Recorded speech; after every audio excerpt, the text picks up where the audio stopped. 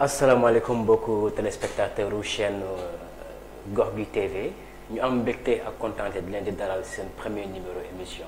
njàng mi di émission bu ñu jagleel lépp nga xam ne jëm na ci wàllum njàng ak njàngale fii ci Sénégal ñu am mbégte ak kontaante aussi di si dalal suñu xarit suñu naataangoo bi di Bachir Kanouté di chroniqueur aussi fii si télé Gox gi TV bi ñu bàyyi Bachir mu nuyonte ak téléspectateurs yi. waaw asalaamaaleykum mbokku internet yi asalaamaaleykum mbokku Sénégal man Bachir maa leen di sant bu baax a baax maa ngi nuyu ñëpp ñi seetaan ci à travers Facebook à travers YouTube émission njàng bi comme ni ko sama naataangoo waxee si ñaate góorgóorlu pour wax lépp lu jëm si wàllu njàng au Sénégal mais pour wax tamit suñu xalaat suñu gisee njàng bi. macha allah alors Bachir très rapidement may fàttali téléspectateurs yi que ni man may Babacar Signaté maa leen di présenter émission bi tous les mercredis incha allah ñu war a toog fii faram-fàcce lépp nga xam ne jëm na si wàllum éducation maa ngi fàttali ko ne benn chinois dafa toog ak empereur am di waxtaan ñi waxtaan mu ne ko boo buggee tey détruire ab réew yàq ko jarul nga koy déclarer guerre. parce que guerre dafay métti day rey ay nit yu bëri xëy na ça va te coûter très cher di nga dépenser xaalis dépenser pour jënd ay armes ay bombes ak yooyu yëpp day métti li gën a yomb mooy da ngay infiltrer système éducatif am boo infiltrer système éducatif am mun nga yàq système bi ba pare dem toog yàqal système bi dem toog dugal fa corruption boo dugalee corruption mun nga toog 20 ans après boo ñëwee 20 ans après da ngay fekk réew mu yàqu pourquoi ngay fekk réew mu yàqu parce que da nga ñëw fekk ne. réew mi ce sera dirigé par des gens ñoo xam ne jànguñu ay ignorants lañu deux c'est des gens ñoo xam ne c'est des gens corrompus c'est des gens ñoo xam ne ils sont dirigés par des dirigeants qui sont des voleurs et des menteurs kooku loolu la wax empereur muy li nga xam ne mën nañ si jëlee njàngat bu am solo maanaam éducation boo xasee ba yàqu ko si ab réew mi yàqu na carrément. jaratul lenn jarul guerre jarul dem di tëgg fii ak affaire yooyu di xeex ak yooyu yàqal éducation bi parce que éducation moom mooy avenir réew mi éducation bi bu baaxee on peut supposer que dans 20 ans dans 30 ans ou dans 45 ans réew mu taxaw ngay am par contre bu fekkee ne éducation bi dafa sooxe éducation bi demul nu mu war a demee dans 20 ans après réew mu yàqu ngay am loolu mooy indi di ngay dem si ay réew fekk fa si hôpitaux yi chaque jour ay nit ñuy dee ci kaw ay lalu hôpital pourquoi parce que médecin bi ko war a faj jamono ba muy war a jàngul la mu waroon jàng maanaam certainement tricherie ak fraude moo ko yóbbu tey ba mu nekk médecin loolu mooy waral nga dem ci ay dëkk gis ne tali yeeg kër yeeg immeuble yeeg yooyu une deux mu yàqu pourquoi parce que xëy na ingénieur bi doon defar tali ba muy jàng la mu waroon jàng ko war a jàngee ko anam bi mu ko war a jàngee nga dem ci yeneen domaine boo dugg muy politique muy économie même chose boo demee tey ci politique nga fekk ay nit ñoo xam ne ci politique bi ay politiciens yi wala ay politiciens yoo xam ne c'est des politiciens corrompus c'est des politiciens qui vivent de népotisme c'est des politiciens ñi nga xam ne ñoom ñooy luubal suñu alal di sàcc suñu xaalis def ay corruption ak tout ce qui va avec ce qui fait que réew boo xam ne éducation bi baaxlu à la base réew moomu y a aucune possibilité y a vraiment aucun moyen pour que réew moom noonu mën a jëm kanam d'accord donc la base c'est l'éducation loolu moo tax tey pour ñu mën a wéyal waxtaan bi dañuy njëkk a commencer nag ci maanaam waxtaan lan mooy éducation en tant que tel lan mooy éducation Bachir dañ lay jox kàddu gi nga waxtaan ak askan wi tuuti ci éducation yow nan nga ko déggee lan mooy éducation yow ci sa gis-gis. waaw éducation moom comme ni nga ko waxee rek éducation boo koy wax de manière générale maanaam pour nga joxe benn définition bu gën a claire mooy loo xam ni ay jumtukaay walla ay maanaam ay mbir yoo xam ne la dafa danga koy yàlla daf ko jagleel doomu aadama xëy na mun a nekk ci biir kër xëy na à l'école xëy na tamit mun nañ dem dans une entreprise mais fu muy njëkk a tàmbalee mooy ci biir kër éducation ci biir kër la d'abord mun nga commencer mooy papa mooy yaay mu góorgóorlu si ak ay doomam wala njabootam am nu mu leen yaree. prolongement bi nag xëy na dans une deuxième étape mooy ci biir maanaam ci milieu scolaire. nga dem dans un milieu scolaire le prof est là wala l'enseignant est là. xam ne am na ay jumtukaay yu ko yàlla jox wala lu ko état jox tàggat ko wan ko ne nii nga war a yore xale gi fii nga war a yem ak moom fee ngeen jëm. dans un troisième temps mun nañ ne boo demee université la. c'est toujours le prolongement de l'éducation et de l'enseignement. Parce que éducation enseignement am na frontière xëy na mun nañ ne mun na bañ am frontière. mais toujours est-il que li ñu war a njëkk d'abord def mooy quand on est à la maison yow mii di pap yow mii di yaay góorgóorlu de manière bul ci xaar lenn bul xaar kenn ku la ci mere parce que doom c'est quelque chose de sensible et de sacré nit ki war na góorgóorlu de façon à ce que mu doomam bu mu am dara lu mu koy reprocher ëllëg te loolu éducation moo la ko may si sa biir wax yaa ngi doon expliquer mais éducation mooy lépp en fait. éducation mooy permettre tey nga jàng nga am enseignement bi war ba nga mën a nekk un réalisateur nga nekk un présentateur de télé nga mën a nekk un journaliste nga mën a nekk jaaykatu caaf parce que même kiy jaay caaf wala kuy je ne sais pas kuy jaay ndox ci mbedd bi mais kooku bu amul éducation je suis désolé mais kenn du am cawarte ñëw nga ne da ngay jënd ndox ci moom wala gerte bu muy kiyaay da nga koy jënd ci moom. parce que lan la éducation mooy li ngay présenter parce que dafa am loo xam ne mu ngi ci biir mais lu ne ci biir souvent mooy génn yow su fekkee nag li ngay génnee du lu rafet maanaam xëy na tàggatuñu la ci anam yi war ba nga mën a génnee lu rafet ça va être très compliqué. donc ci tënk xëy na mënoo jox benn définition bu absolu nga ne lii mooy éducation. mais éducation nañ jàpp ne rek maanaam jëflante la koo xam ne dafa am lu mu xam ak koo xam ne xëy na xamagul lu bari ñu mën ko teg ko ci yoon won ko ne c'est différentes étapes yi ngay jaar pour mën a aboutir à un tel point sinon da ngay gis kuy tëñëx rek ba mbëkku après jógaat doxaat tuuti mbëkkuwaat jógaat éducation daal c'est extrêmement important mooy développer loo dëkk qui ne mise pas sur l'éducation et l'enseignement xamal ne miser wul su développement miser wul aussi si jeunesse am comme ni nga ko waxee miser wul aussi si population jox nga benn anecdote ba nga doon expliquer ne un empereur nu mu namee ba yàq la population dafa ñëw rek miser sur la corruption miser sur certains aspects yooyu ñëw dem ba jur xëy na une génération bu dem ba corrompu nga xam ne ténor mënu du fa génn des populations yi nga xam ne du ñu gëm liggéey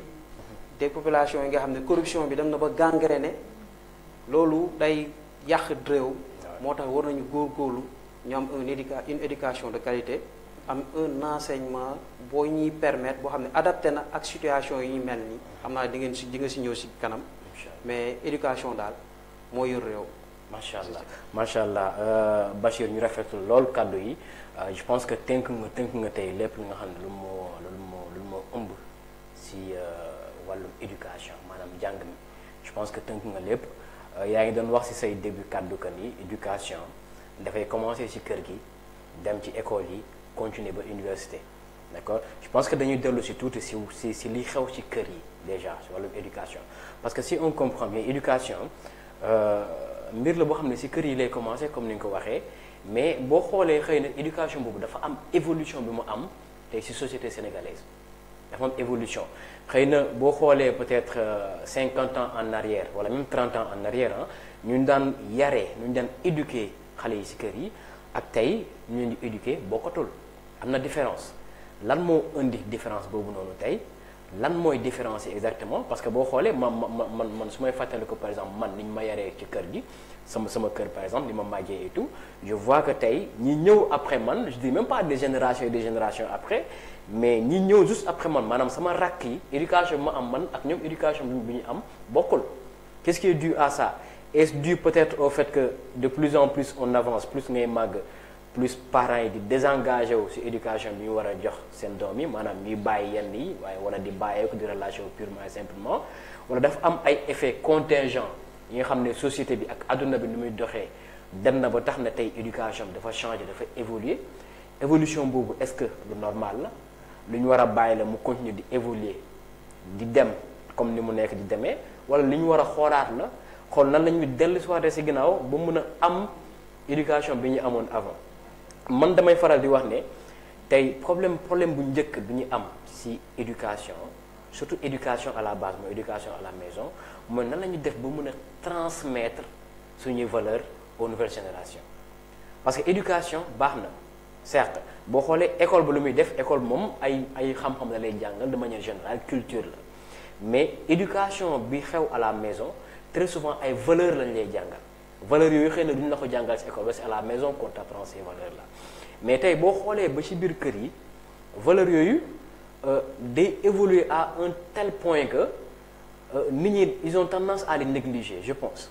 d'accord parce que da ngay gis ne que li ñu waroon transmettre ci génération yi di ñëw defatuñ ko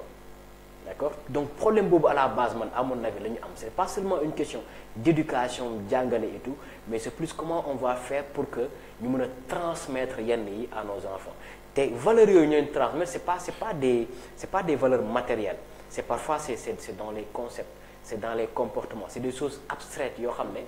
xëy na si nit ki si ni nga koy xoolee wala ni nga koy comportement yow mooy tax nga mën ko transmettre en fait ce n'est pas xam na laa ko expliquer c'est pas quelque chose de concret loo xam ne techniquement mën nga ne boo defee lii ngay aboutir mais xëy na c'est tout une armure boo xam ne boobu mooy nekk ci biir éducation boo xam ne nit ki gone gi xam xëy na daf lay xool yow mi mag wala yow mi baayam mu jëlee loolu ci yow problème boobu la ñu am et je pense que tey même ñi nga xam ne nekk nañu ay parents ils ont ce problème là parce que ñoom dañuy manquer déjà comportement boobu pour mun ko transmettre seen i doom ak seen njaboot je pense que foofu noonu am nañu un point essentiel boo xam ne si évolution éducation ni mu évoluer si biir kër yi war nañu fa mën a am jàngat bu yaatu lu si xalaat dëgg la Signaté wax nga dëgg wax nga point bu am solo ndax soo waxee loolu mooy lu tubaab di wax mutation àdduna nag c'est comme ça c'est en perpétuelle mutation nit loolu mënu ko bañ ndax xëy na y a presque peut-être 7 siècles wala plus de ça nit ñi xëy na ay xob lañ doon lekk mais à un moment donné léegi ay pat la ñu yor ñi yor ay peut-être des céréales àdduna noonu lay demee mutation la xëy na ñun nous avons un problème yi nga xam ne c'est-à-dire toujours l'Occident est derrière notre façon de faire nous nous mettons juste au pas de l'Occident c'est ça notre problème ñun pays yoo xam ne pays sous tiers-monde yi la ak surtout pays africains yi surtout ci Sénégal fii suñu problème dëgg dem na ba laal ci yu bari mun nañu wax problème pauvreté am na mun nañu wax mutation yi dem ba jur xëy na l'impact des réseaux sociaux yi tey internet am na fu mu toll nit ñi xëy na dem na ba même pour jàngale xëy na mënoon nga jàng sax à travers les réseaux sociaux wala à travers internet mënoon nga dem ba am ay outils yi lay permettre nga am connaissance mais gis nañ ne dafay presque yàq nit ñi jàngatuñu nit ñi ils sont toujours sur les réseaux sociaux di commenter photo maa ngi bërëb sàngam maa ngi tel endroit foo dem nga wane ne maa ngi fii te or que jàng suñu xamoon importance bi ñu am wala bu ñu ko joxoon gëdd bu mu am xëy na du ñu toll di wax sax ne impact internet wala impact de yu mel ni réseaux sociaux yi am na si ñuy jàng parce que li tax loolu am aussi c'est quelque part c'est la démission des parents bi li ko andi mooy li ma doon wax sànq pauvreté xëy na yaa ngi dem pour dépense quotidienne bi yaa ngi daw toujours pour am dara pour am loo andi si kër gi góorgóorlu ba xëy na sa njaboot du ñu nekk si yenn coono yi yaa ngi leen di dawal ay coono yaa ngi góorgóorlu pour ñu bañ a am pour ñu bañ a manqué dara maanaam ci biir kër gi yow dem nga ba amatuloo un regard assez froid pour mën a yar amatuloo temps sax pour yar parce que di nga xëy 5 heures du matin dangi si oto yi dugg nga dem xëy ban heure ngay wàcc 17 heures 18 heures ban heure ngay àgg sa kër 19h soo ñëwee xëy na lu ñu lay mën defal mooy nga reer dans un premier temps sangu mais ani temps bi nga am pour consacrer ko à tes enfants amutuloo jot presque. c'est vrai. dimanche xëy na yaa ngi dem ngénte yaa ngi neloo am nga benn famille wala am nga cousin bu la seet si c'est-à-dire on a dañuy daw toujours ala si benn mbir boo xam ne non seulement doo ko jàpp mais amatuñu un regard bu vigilant, un regard buy permettre à ce que nos enfants soient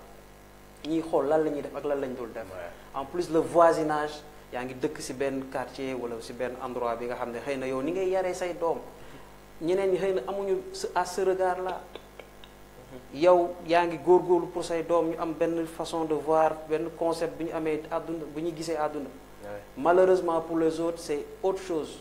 Donc confrontation yooyu yëpp moo jur cocktail bi ngay gis nii tey cocktail bu assez explosif comme ni nga ko waxee mais c'est un peu compliqué pour nga ñëw rek nga dégainer du doigt nga ne problématique bi lii moo ko causé lii moo tax effet yi lii moo tax xëy na peut-être conséquences yi am. C'est pas facile mais man pour man toujours nañu góorgóorlu ñu jox place éducation soo ko joxee gëdd bi mu war mais on va dépasser yenn dëkk yi. Parce que nous avons tous ici nous avons l'or nous avons le pétrole ñu ngi daa ngi dégg coow li temps yi gaz mu ngi feeñ mais nañu consacrer à ça góorgóorlu préparer population bi pour préparer suñu waa dëkk nga xam ne ñun perspective yi c'est quoi dans 20 ans ñu am suñu propre raffinerie fii am suñu propre ingénieur ñu éduquer nit ñi préparer leen à ce que yow neewatuloo fi parce que dans 20 ans on va se dire que le Sénégal dafa waroon nekk par la force Qataru Afrique loolu bu ñu amee xel boobu am vision boobu mais ça va nous permettre ñun ñu bañ a nekk ci ay ratés yoo xam ne à chaque fois un président vient il fait ce qu'il peut ñu demaat ci biir ñu jëlee ko fi ñu indiwaat keneen ki itam ñëw mu remplacer li kii doon def te ak yi ñun aussi le problème mooy ak yi duñ ko jéem a préserver. Ce qui fait que ça pose problème donc éducation comme ni nga ko waxee li waral mbir yi bëri na lu mbaral coono yi ñuy jànkonteel au niveau des familles bëri na au niveau de la maison mais si ñu ko mën a waxee tënk ko mooy mutation am na te buñ ko mënuñu ko bañ mutation foog mu am dans une société mutation mooy andi parce que mënuñu ne rek nu ñu doon dundee auparavant forcément nun même attitude yooyu la ñu war a yor donc dañ war nañu prévoir loolu ëllëg loolu mooy war tam ngeen am vision soo ñu amee vision dinañu permettre ñuy anticiper si yu bari yoo xam ne duñu mën a toog rek ba ne këtt na jon mbëkk nañu miir ñu xam ne kon fii lañu mën a yem fii la suñu doole yem xëy na keneen duñu mën a anticiper liy xewi ji ëllëg lii daal laa xalaat ci li macha allah Kanouté fi nga daanee ne neex na ma lool parce que yaa ngi aborder question bu am solo mooy question préparation jeunesse bi parce que très souvent damay faral di wax ne gis nga tey li ngay wax sànq ne am nañu fi ay ressources yu bëri or zircon ak pétrole gaz bu ñuy dégg tout le temps et tout am nañ ko fi mu ngi fii mais gis nga loolu noonu c'est des milliards c'est des ressources qui coûtent des milliards ok mais gis nga milliards yooyu noonu ay nit ñoo ko war a gérer ressources yi ay nit ñoo koy gérer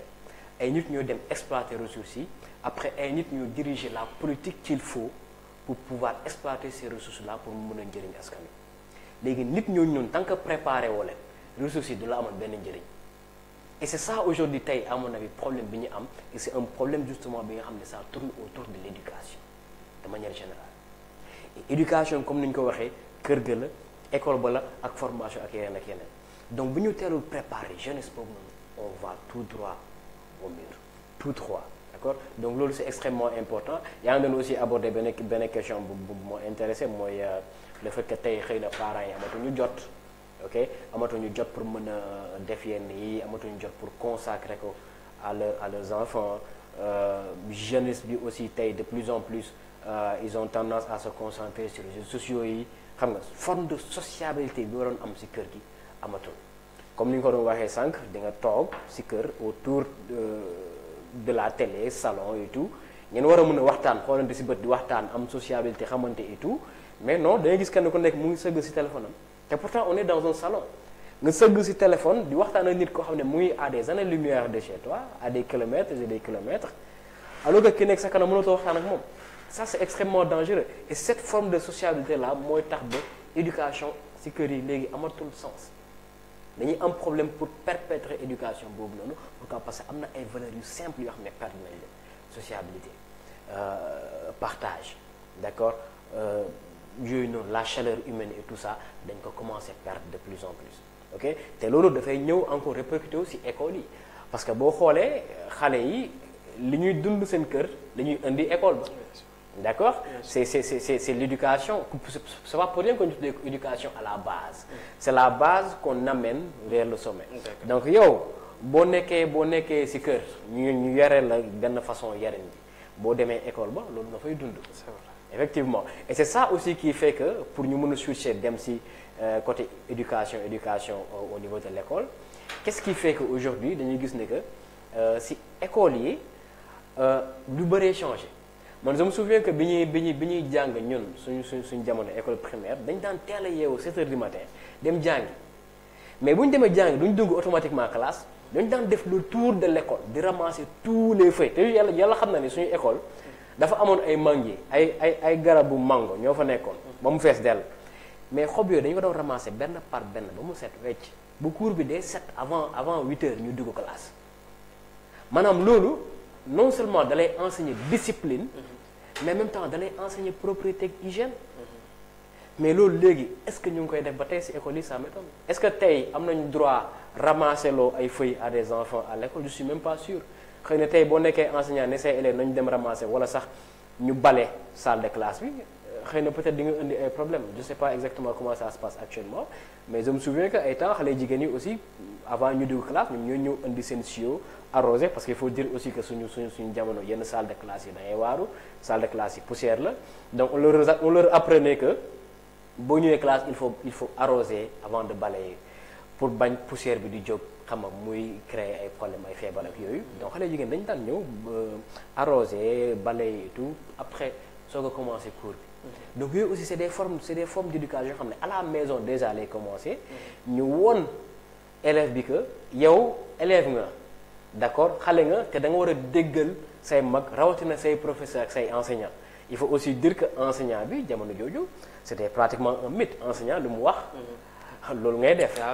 ok et que sa kër sax bu ñu la bëggee tiital bu ñu la bëggee intimider un peu dañu naan nañu woo enseignant bi pour nga ragal mais léegi xale yi ragalatuñu enseignement ragalatuñu enseignant autant pour moi lan moo indi mutation yooyu lan moo indi changement yooyu à ton avis parce que pour man comme ni ñu ko doon waxee fële soulever nañ ko fële wax nañ ci tuuti mais mooy impact réseau yi impact internet daanaka dafa daaneel barrières yi dafa daaneel tout ce qui est géographie c'est-à-dire maintenant frontière dëkk amatul nii mun naa ne dëkk sax virtuel la quoi c'est du virtuel maintenant c'est-à-dire connaissance day am tey fii information am fii am l'espace de 24 heures wala de 2 secondes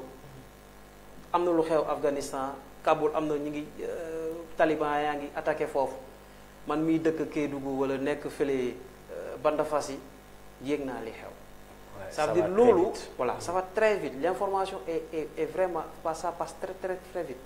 donc information boobu mun na ànd ak éducation mun na ànd ak xam-xam yooyu di ñëw nouvelle technologie fii aidant la mode le sport tout nga centraliser ko dugal ko ci biir internet mais loolu dafa am lu muy def ci doomu aadama dafay yeewu da ngay xool rek yow boo fi jógee woon dem Espagne wala nga dem ci benn dëkk mais boo revenir à ce pays origine mais da ngay fexe def tout pour sa dëkk avancer du dara lu dul loolu impact bi c'est aussi simple que ça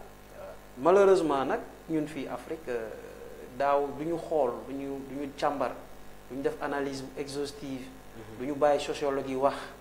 du ñu bàyyi psychologue yi wax daanaka sooy même booy xool fii en Afrique suñu yenn corps de métier yi ñooy gën a néew yu mel ni ay psychologue ay sociologue ay psychanalyste yooyu da nga ko doon xeeb parce que pour yow du liggéey pour yow daanaka pour yow amul lu muy def si yow impact bi muy def parce que on vit dans une société bi nga xam ne c'est une société ñu koy waxtee boo xam ne décomplexé un peu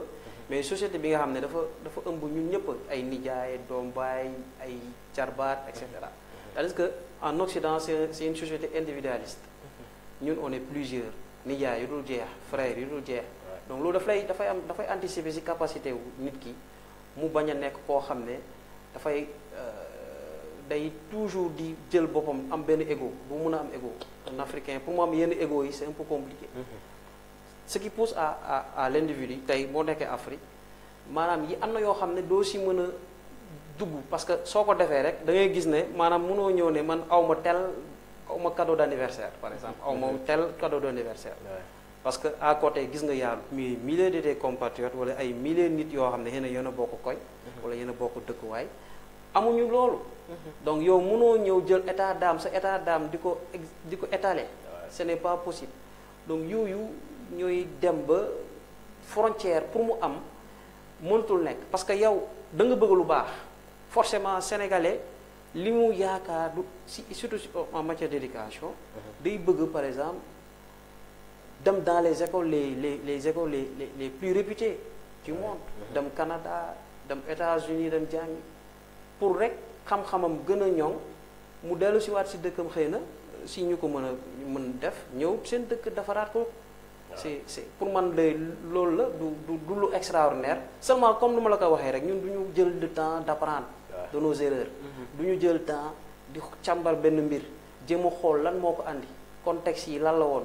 lan moo nekkoon maanaam bu ñu jëlee même benn programme suñ ko instauré woon duñ jéem a xool est-ce que maanaam maturation projet parce que loo gis dafa am fu muy jeex fin de cycle loo teg xam nga ne lii fii durée de vie bi dans combien de temps dina jeex wala duñ ko ce sera obsolète ñu defaraat beneen xëy na beneen programme wala ainsi de suite te maa ngi doon bëggoon revenir aussi c'est suñu programme yi parce que on a un programme généraliste ñun on veut tout apprendre te loolu dafa am impact si nit ki moo tax xëy na on va peut-être revenir plus tard moo tax pour nga mën a jàpp lépp lu ñu lay jàngal à l'école ça va être très compliqué ça va être très compliqué du lu yomb daal en tout cas effectivement wax nga dëgg c'est-à-dire que boo xoolee le fait que suñuy programme mu doon un programme ay programme généraliste ay programme yoo xam ne da ngay jàng pratiquement toutes les matières possibles école primaire ba terminale ça fait que système bi dafay diis bon on va peut-être dire que c'est peut-être pareil un peu partout à travers le monde mais justement est-ce que jotul tey suñu système éducatif ñu toog redéfinir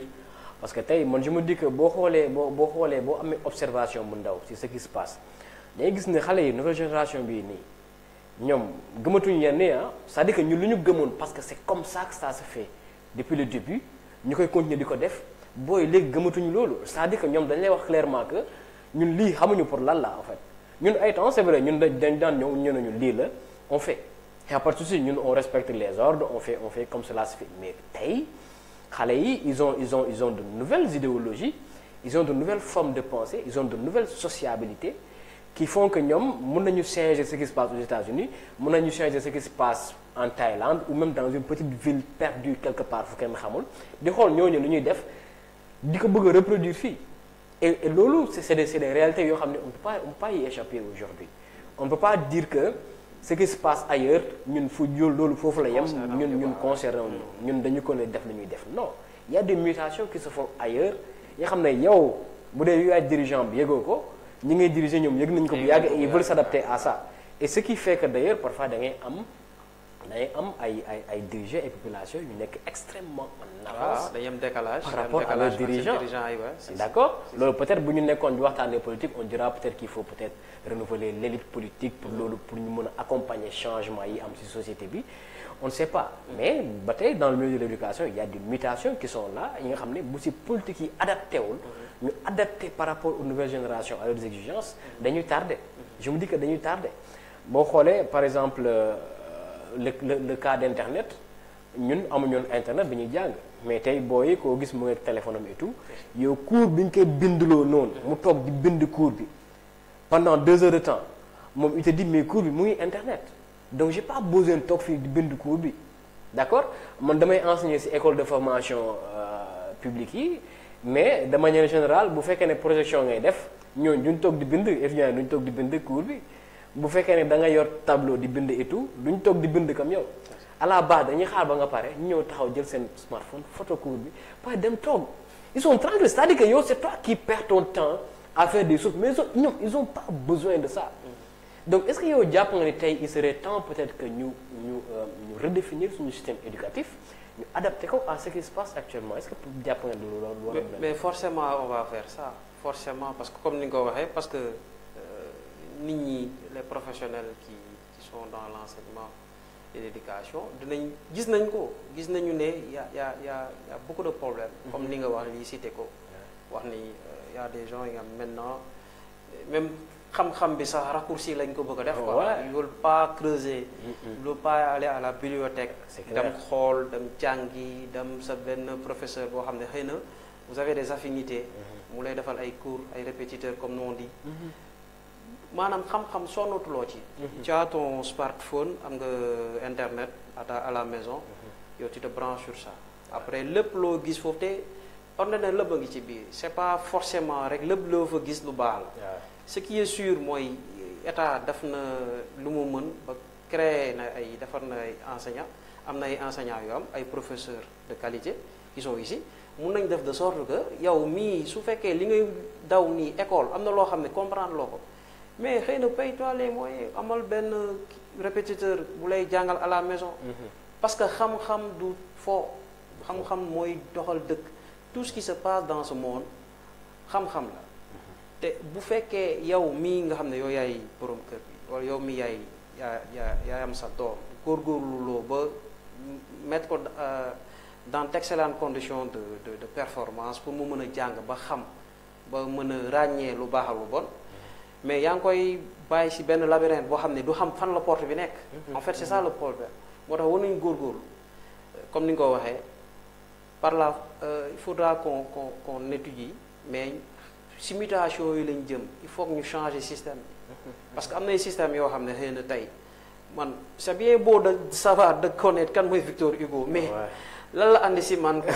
sérieusement lan la andi ay Mozart lan la andi ci man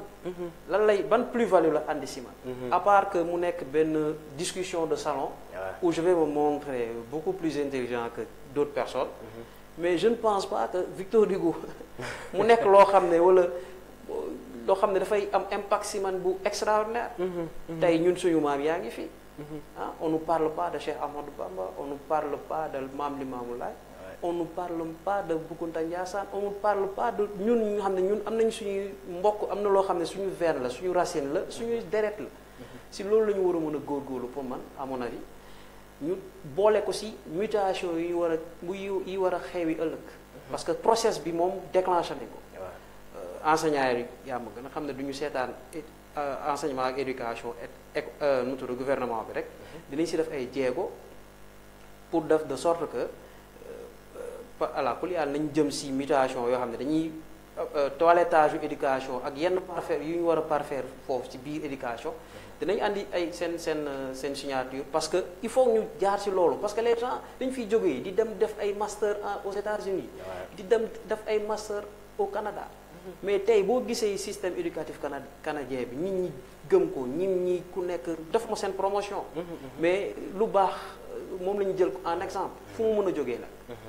maintenant yooyu boo demee dellu si waat mais tu te dis que nous sommes en retard surtout que éducation levier la levier de développement tey ñi ngi je dis à tout le monde souvent fii même collègues yi fii ay ñoom Marème ak Cheikh loolu lay waxtaan ak ñoom souvent ma ne leen ñun dañu réussir lu bari defar nañu route defar nañu hôpitaux tabax nañ fi loo xamul ci Sénégal on a suñu boo demee génie militaire ñu tudd armée sénégalaise dañuy tabax ay pont yu bëri ñoo ko fi def mais quand l'homo sénégalensis bi ñuy wax kañ la ñuy tabax sénégalais pour tabax sénégalais nag il faut que ñu am ñu ñëw ak suñu culture rek la ñu mën a jaar pour mën a ñun pour mën a ñoŋal pour mën a am suñu objectif bu ñu bëgg a atteindre sinon bu ñuy am suñu éducation boo xam ne xëy na tout vient d'ailleurs suñu maam France la ñuy jëlee lépp. du littérature. du enseignement lépp loo xam ne ñu ngi koy jàngale fii Sénégal lu si bëri bokk mais ça ne concerne pas wala amul benn rapport ak suñu développement xëy na. comme maintenant on nous parle d'intelligence artificielle. yu bëri yoo xam ne il faudra que ñu anticiper sur ça pour ñu bañ a rater le train. parce que virage bi suñu ko raté je ne pense pas mu nekk catastrophe ñaanuma ko mais pour ñu dabaat àdduna bi parce que le monde va très très vite. Voilà ñu bañ a tardé daal. je pense que foofu la ñu war a teg curseur bi quoi. macha allah loolu daf may permettre d'ailleurs ma aborder beneen question bu important ma mun ko lier par rapport ak li nga doon wax sànq c'est-à-dire que pour ñu mën a développer wu foog li ñuy jàng ñu méngale ko suñu culture. yaa ngi doon wax ay suñuy personnalité yu bëri suñuy kàngam mais jàngalewuñu leen ci université yi jàngalewuñu leen à l'école on apprend du Victor Hugo on apprend du et d'ailleurs si li ñuy jàngal aussi parfois je te dis mais c'est quel genre de foutaise ça entre guillemets noonu téléspectateurs yi baal mais quand même on peut pas concevoir aujourd'hui que si li ñuy jàngal système éducatif qu'on ait des choses par exemple telle personne a aboli l'esclavage et c'est un Français ou c'est pas c'est un Américain d'accord Victor Schweitzer a fait ceci ou cela comme si ñun on n'a absolument rien fait. Je ne peux pas comprendre que quelqu'un ait aboli l'esclavage alors qu'avant l'abolition de l'esclavage il y a eu des combats mais il y a eu des gens qui se sont battus au quotidien qui ont mené des guerres pour que ñu mën a abolir l'esclavage et pourquoi est-ce que quelqu'un viendrait abolir la chose d'une baguette magique comme ça après mu jàll et on nous enseigne ça et c'est ça qu'on enseigne à nos enfants man je me dis que booy jàngal loolu say doom di leen di wax ni diw moo abolir esclavage da nga koy wax en même temps que ni yow sa maam yi defuñu fi dara alors qu'à la base c'était à toi de lui dire que sa maam Lat Dior moom moo xeexoon ba ñu arrêté yenn yi et tout c'était à toi de lui dire que say maam ay ñoom Samori Touré rek ñooñu dañoo xeex ba lii am mais boo ñëwee yem si xeex nañu mais dem nañ benn instant après Victor Schweitzer abolir affaire yi c'est que ñoom xeex nañu mais mënuñ dara defuñu fi dara à la base d'accord donc loolu c'est des obstacles yoo xam ne tant que revenir ñu pour redéfinir loolu dafay jafe mais il y a aussi une autre question qui est sous-jacente à ça c'est la question de la langue mooy langue bi ñuy jàngee làkk bi ñuy jàngee tey ci école yi lan moo waral tey boo xoolee français bi par exemple bu fekkee ne ñun suñu cursus scolaire par exemple 15 années la français bi moom day def 14 années mu pare c'est-à-dire que ñun on a une année de plus que ñoom pour am bac ok lan moo waral loolu à la base c'est simplement parce que ñun première année bi ñuy jël maanaam cours d'initiation bi CI bi ñun dañ koy jël ak et même cours préparatoire je pense CP dañ koy jël mais pour apprendre la langue d'autrui parce que langue keneen la dañu jël CI di jàng IOA di jàng peu à pas Sidi va à l'école alors que xëy na français bi juddoo France moom jëlul temps boobu parce que moom xam na Sidi va à l'école ba pare donc moom raw na la déjà ce qui veut dire quoi ñun déjà dès notre naissance balaa ñuy dugg école am na ñeneen ñoo xam ne ñoom raw nañu di dem ñun ñuy tardé est-ce que tey donc jotul ci suñu éducation suñu système éducatif ñu changer langue ba ñuy jàngale pourquoi pas ñu xool nan la ñuy def ba jël benn langue def ko la langue nationale la langue officielle pour nit ñi di si mën a jàngee. wax nga dëgg même transition boobu la par rapport ak ta question précédente. question précédente bi dafa laalaal ak lii maanaam tout ce que lu ñuy jëlee fële rek. day nekk loo xam ne xëy na dafay am benn impact si li ñuy jëfee.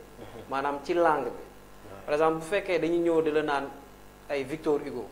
léegi bu ñu la ko doon wax ci wolof wala ñu wax la ko ci joolaa wala ci pulaar mais yow sa bopp xam nga doo xam kuy Victor Hugo tu vas te poser des questions. donc comme li nga wax noonu langue boobu c'est extrêmement important. waaw langue bi moom jarul sax ñu ci communiquer lu bari. loolu c'est une évidence. il faudra que ñu jaar suñuy langue parce que dëkk yëpp noonu lañ def. on peut pas recréer la roue sérieusement. mënuñu jël en Corée du Sud. beaucoup disent que en 1960 moo ak Sénégal même PIB la woon maintenant ñu ngi defar ay smartphone defar ay tablettes di ñu ko jaay suñuy caméra yi tout ce qui nous utilisons maintenant Corée du Sud lay jógee et ça c'est pas normal. On peut pas me dire que tey man sénégalais wala africain awma plus-value sur si àdduna bi nu muy doxee. ba NASA tu vois des africains tu vois des sénégalais wala d'autres nationalités. te lu ko andi mooy éducation mooy jàng. donc munuñ barrière langue bi il faudra qu'on y fasse un énorme travail mais ce sera un peu compliqué quand même. pour man loolu tam process la nañ ko tijji. dañu góorgóorlu ba waxtaan comme ni ma la ko waxee ñun société bi nga xam ne la société bi topp la. mag dee jiitu xale topp ainsi de suite. donc bu ñu defee loolu xëy na on va associer à cela ñu waxtaan ci ak autorités yi suñu autorités traditionnelles yi. bu ñu ci xeeb kenn. waxtaanee ne lii la ñu bëgg a jëmale askan bi lii éducation ak enseignement pour luy jëmale kanam bi askan bi kanam la nañu góorgóorlu ñu mettre en place ay mécanismes yoo xam ne day permettre ëllëg nga xam ne xëy na jël nañu facteurs yu bëri en compte pour mën a imposer xëy na suñu langue yëpp maa la ko doon wax si biir ba ñuy préparer émission bi waxoon naa la ne la même bu fekkee ce sera un peu compliqué pour ñu jël benn langue au détriment des autres pour def ko langue officielle mais pourquoi pas ñu jël langue yëpp dafa leen ay langue officielle parce que si biir sax gis nga discrimination bi ñu créé tey ñun suñu langue yi dañ leen def ay sous langue lañ ko def tey wolof sous langue la bañ nañ ba dialecte lañ ko tuddee dialecte moo tax mooy maanaam communication boo xam ne xëy na dafa pour benn communauté la wala pour benn tribu la xam ne xëy na rek si ñoom la yem noonu lañ koy defee tamit si yeneen langue ay Swahili par exemple booy dem côté Afrique centrale boo demee tamit beneen dëkk am nañu seen langue ay Lingala ay Congo noonu bu ñu ko defee parce que lu ñu war a góorgóorlu parce que boo xeexee pour Sénégal boo fàttee beneen dëkk rek comme ñun on est des panafricanistes bu ñu góorgóorluwul dañuy retourner waat cette question de la langue là ba mu créé waat beneen tension boo xam ne xëy na parce que seen ennemi yaa ngi fi seen kii yaa ngi fi seen collaborateur yaa ngi fi collaborateur yaa ngi fi parce que éducation lu extraordinaire la waaw dafa dem ba francophonie am na si ay ni ñu koy waxatee ay barème yuy tax nombre de pays suñu yokkoo dafay tax ñoom ñu am seen puissance bu ñuy won àdduna bi moo tax war nañu góorgóorlu ñu jëlaat suñu souveraineté du rek souveraineté monétaire wala souveraineté su beneen aspect si langue bi daf ci war a bokk ñu góorgóorlu sinon du ñu mën a jàngal suñuy doom comme ni nga ko waxee xale bi tubaab bi am na prédisposition yëpp ba pare mi ngi làkk français depuis 1 an 6 mois et xëy na à 5 ans 7 ans mu ko mu dugg école kooku soo ko jàngalee wala bu àndee xam-xam si làkk bu muy làkk ba pare kooku amul problème il n'a pas de difficulté mais koo xam ne joolaa la doon làkk séeréer la doon làkk nga jékki-jékki nga bëgg ko insuffler benn langue boo xam ne xamul benn nu mu tudd mécanisme am kooku il y aura des difficultés pour mu góorgóorlu si langue boobu pour mën a am xam-xam sax pour mu réceptif ça va être très compliqué. Macha Allah donc si on comprend bien pour yow la question de l'instauration de l'institution de la langue ou de nos langues locales comme étant des langues officielles processus la war a doon c'est-à-dire loo xam ne mën nañ ko instituer du jour au lendemain nañ jël temps pour càmbar ko xool les voies et moyens yu teg parce que aussi c'est vrai c'est pas une mince affaire ok parce que boo ko naree def rek mooy toog nga ay at pour changer préparer déjà curricula yi nga xam année bu nekk lii ak lii nga koy jàngale déjà changer aussi làkk wi par exemple déggoon nañu fi ay temps la polémique autour de ba xam ndax mathématique mën nañu ko jàngee en wolof ou pas am na ñoo xam ne nee nañu c'est impossible et pourtant am na ay chercheurs yu démontré clairement que ça c'est juste une langue boo xam ne mën nga jàng lépp mën nga jàng mathématique philosophie et tout est déjà dedans mais ça nécessite une certaine préparation pour que ñu mën a instituer lu formaliser ko ba nga xam ne bu ñu ko dugalee ci école rek ça va aller tout seul côté boobu d'accord naa seeg yow mais il y a une question boo xam ne mënuñu wax ci éducation te abordé wuñu ko mooy la question de l'alphabétisation qui est une question aujourd'hui hyper galvaudée d'accord gis nañ ni de plus en plus dañuy jël par exemple alphabétisation di ko def comme on va dire comme ay programme yoo xam ne dañ koy yóbbu ci yenn gox-goxaan yi di initier surtout femmes yi et tout ça à l'alphabétisation di ñu jàngal lan moo sa gis-gis yooyu. waaw loolu moom alphabétisation lu baax la. parce que day permettre nit ki xëy na am na benn moment bi nga xam ne ci la bàyyee jàng. xëy na du lu coobareem moo tax mu bàyyi ko bëggoon na xëy na continuer. Malheureusement pour moom pour des difficultés peut-être d'ordre yow mun a imaginer mun na nekk koo xam ne mu ngi demoon ba bay waaj a def examen xëy na mu am jëkkër. bon boo xoolee si yenn milieu yi. boo gisee da ngay gis ni parfois am na bëgguma citer benn milieu pour bañ a catégoriser am na ñoo xam ne dañ leen di maye à 13 ans 14 ans. 15 ans peut-être kooku amoon na benn intelligence bi ko mënoon permettre mu continuer à l'école ba dem ba am yenn niveau yi xëy na ba mun a jëriñ société bi. xëy na peut-être kooku ñu teel ko maye. waaw ñooñu baax na ci ñoom mais loolu buntu la parce que nit xam-xam dafa extraordinaire xam-xam mooy loo xam ni nit ki warul mën a dund ba jógee fi te góorgóorlu ci. parce que loolu c'est une question de dignité. waaw c'est une question de dignité xam nga am na ñoo xam ne da ngay gis sax portable sax pour ñu mun ko manipuler ak ñoo xam ne nouvelle technologie fi mu toll nii nga xam ne léegi tout est digital. xam-xam moo la koy permettre. donc alphabétisation boobu suñ si mënee dugal yeneen outils yoo xam ne du ñu rek toujours des outils yi nga xam ne moom lañ fi fekk depuis 1990 wala xëy na depuis ay 1985. yooyu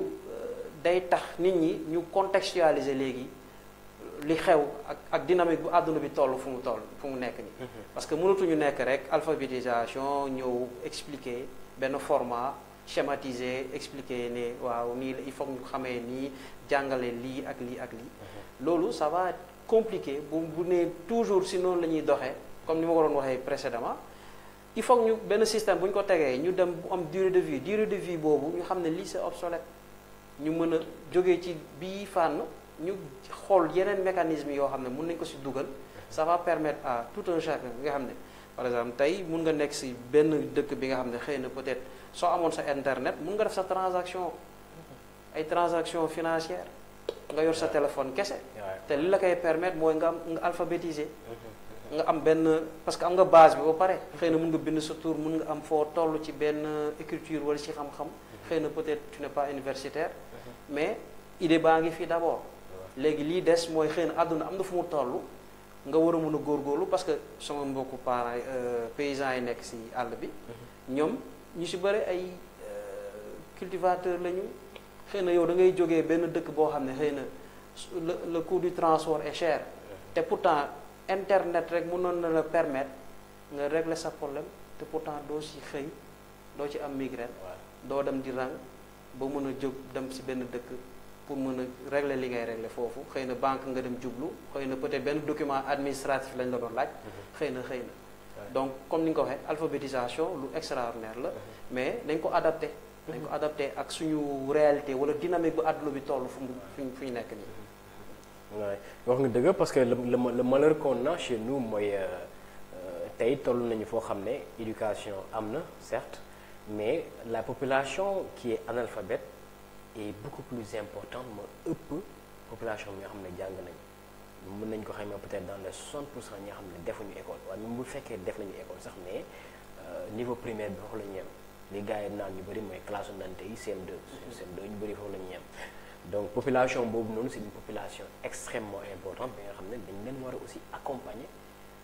surtout par rapport au fait que technologie bi dafa avancé am na yu bëri ñu ngi avancé et que ñoom waruñu des ginnaaw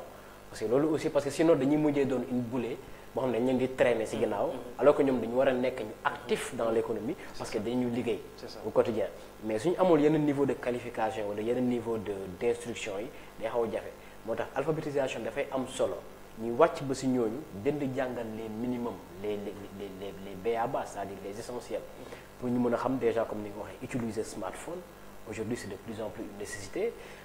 baykat bi nekk Fongolé mi wala bi nekk sama dëkk fële ca Koubalan dafa war a mën a am defal yenn yi boppam mu xam li xew Dakar xam même pourquoi pas li xew ci bourse Washington bi fee mu mun a moom ci li muy bay mun ko comparer prix yi ba nga xam ne du sonn du def de mauvais jugement dina mën a liggéey de manière sereine ba pare voilà bu gis ci boppam donc loolu aussi c'est extrêmement important alphabétisation yi donc je pense que temps bi ñu desee bëriwul dañuy aborder juste une dernière question mooy c'est la question du baisse de niveau ou de manière générale baisse performance yi au niveau de nos écoles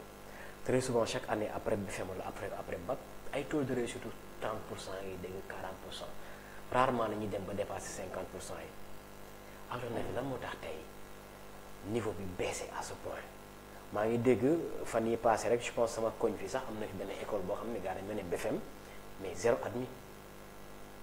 admis BFEM c'est-à-dire benn centre école boo xam ne kenn réussirul BFEM en plus c'est-à-dire loolu pour man c'est catastrophique benn centre en entier boo xam ne y a aucun admis aucun zéro lan moo war a mën a expliquer loolu à son avis pourquoi est-ce que aujourd'hui niveau bi di baisser de plus en plus. mooy li nga doon wax rek wax nañ ko si njëlbeen brièvement wax nañ si xëy na dama ñu si en profondeur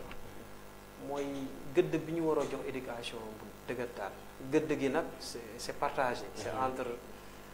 gouvernement mi nga xam ne moom mooy impulser une dynamique d'éducation bi nga xam ne éducation bi nga xam ne moom la bëggal pour société bi. mais aussi parent bi nga xam ne moom moo jur doomam parent yi bi jur doomam bëgg na xëy na doomam am fu mu àgg. kooku xëy na warul mën a sàggane ak lu état xëy na fayir moom war na mën a góorgóorlu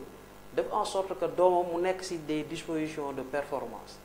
yi koy permettre mu def ay performance xëy na loolu dina jafe xëy na dëkk bi pauvreté le coût de la vie est cher donc priorité yi day xaw a valser peut-être yaa ngi xool lu xale yi di dundee lu ñu war a lekk lu ñu war a añee lu ñu war a naan et cetera fu ñu war a dëkk ak yooyu yëpp c'est un problème c'est extrêmement compliqué maintenant suñu jëlee rek dans sur le plan proprement de l'enseignement man pour man xale yi joxatuñu gëdd d'abord joxatuñu gëdd bu ñu waxee lu ñu war a wax lépp ci gouvernement ak état li mu fayir donc yow mii di jàng su fekkee jàng moo la jëkkati wax dëgg yàlla dem di wax ay wax yoo xam ne vraiment du waxu école mën nañ ci wax ay waxu farantu affaire solide maanaam di nekk dans la médisance xoolal diw mii day jaay kii day génn ak professeur tel kii day génn ak tel et cetera. dagguma nag da nga ko war a mën a wax ko ni yow bu fekkee ne jàng moo la yëkkati di nga jàng ça veut dire que yow wax nga ko ni que c'est toi le responsable de ton avenir. mais il se trouve que quelque part ñun avenir xëy na bi ñuy jàpp ne boobu mooy avenir bi ñoom pour ñoom loolu du avenir bi. je sais pas boo xam ne tu comprends un peu ce que je veux dire c'est-à-dire que ñun utilité bi ñuy jox jàng xëy na booy génération bi ñoom joxuñu utilité boobu jàng parce que tey qu'est-ce qui se passe c'est que da ngay gis ay booy yoo xam ne dañuy naan man sama mag bi nekk kër ga moom bac plus 8 la am mais nekkul di liggéey en fait donc ça veut dire que moom déjà muy gis l'échec du système éducatif et moom il a pas envie de reprendre ça ay booy yu bëri tey boo leen waxee la mooy ses rêves mooy c'est devenir comme Wally Seck c'est être lutteur même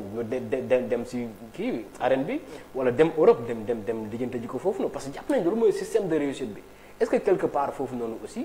c'est pas l'échec peut-être du système éducatif qui continue à entraîner l'échec du système éducatif. dëgg la mais si loolu rek xëy na dans un pays boo catégoriser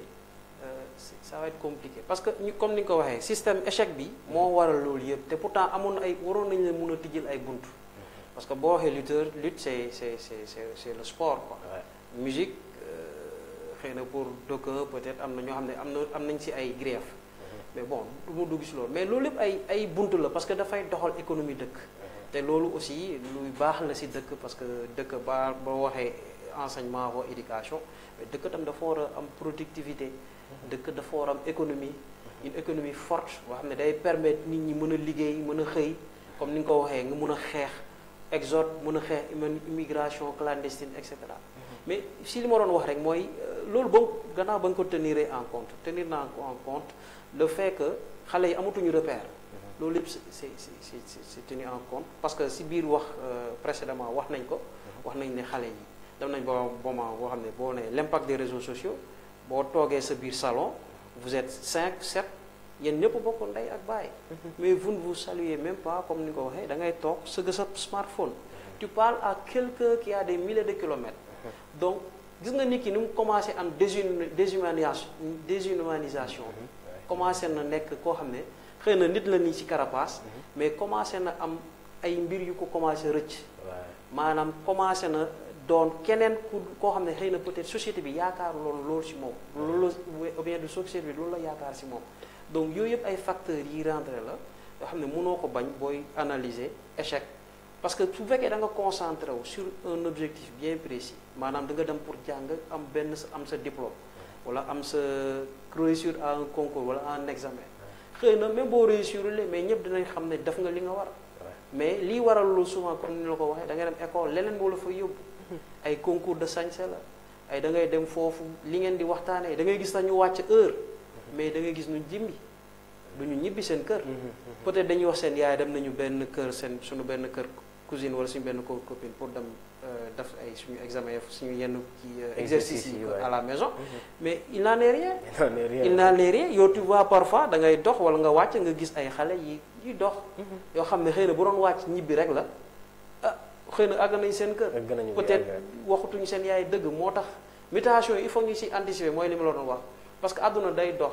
yow da ngay jur sa doom xëy na am na noo yaakaar mun mel mu ngi nekk si kër gi am benn façon de faire maintenant biti day yar aussi yëpp si éducation la donc moo tax milieu social boobu la ñu war a assainir suñ ko assainiree xëy na dinañ am yenn résultats yi ñu soxla mais buñ ko assainirulee dañuy amaat problème parce que da ngay yar rek wala nga gas kii di suuf ce sera un problème qui sera répétitif et là moom duñ si mës a génn nga dëgg donc je pense que tënk nga lépp par rapport à ce qui est du baisse de niveau de manière générale li ko indi et tout je pense qu'on a fait aussi le tour de table waxtaan wi neexoon na lool di fàttali téléspectateurs yi aussi que c'est une émission boo xam ne c'est une émission qui va avoir lieu tous les mercredis njàng mi donc nañ fi dellu soit chaque mercredi pour faram-fàcceel lépp yi nga xam ne jëm na suñu njàng ak njàngale fii ci Sénégal ñu amoon mbégte ak contenté bu rëy nag di recevoir suñu xarit suñu naatango Bachir Kanouté mu doonoon waxtaan boo xam ne waxtaan bu am solo la donc li introduction rek la woon ñu jëloon éducation de manière générale waxtaan ci càmbar ko te dinañ ci delluwaat détail par détail ci thème bu nekk domaine bu nekk ñu mën ko aborder xool lan lañ ci war a mën a def tey ak lan lañ nekk di def actuellement nii pour def en sorte que mbir mi avancé donc seen xarit la woon Babacar Signaté moo leen doon présenté seen émission njàng mi xam naa ba beneen yoon incha allah merci beaucoup téléspectateurs yi